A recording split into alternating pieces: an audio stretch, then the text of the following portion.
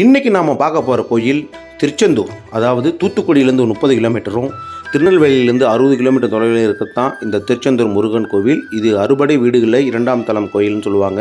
இந்த முருகன் கோயிலில் நம்ம தரிசிக்கணும்னா ஒரு 3 வழிகள் நம்ம பின்பற்றணும். அப்படி என்ன 3 வழிகள் அப்படின்னு யோசிக்கிறீங்களா?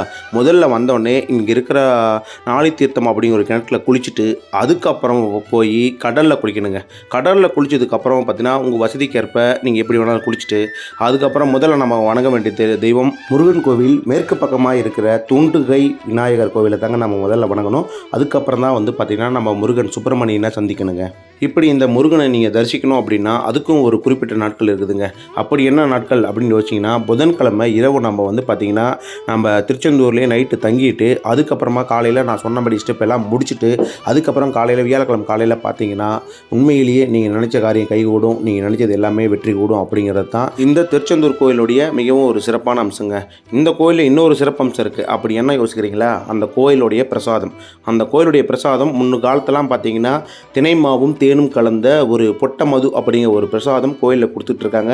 இப்போவும் அந்த கோயிலில் நம்ம கொடுக்குறாங்க. அந்த பிரசாதத்தை வாங்கி சாப்பிடுங்க. நீங்கள் சாப்பிட்டீங்கன்னா உங்களுடைய உடலில் இருக்கிற எல்லா பிரச்சனையும் தீருங்கிறது தான் இந்த திருச்செந்தூர் முருகனுடைய சிறப்புங்க. மீண்டும் இதே போல் அடுத்த வீடியோவில் உங்களை சந்திக்கும் வரை மறக்காமல் என்னுடைய இன்ஸ்டாகிராம் ஐடியை ஃபாலோ பண்ணிக்கங்க. ஓம் முருகா முருகா.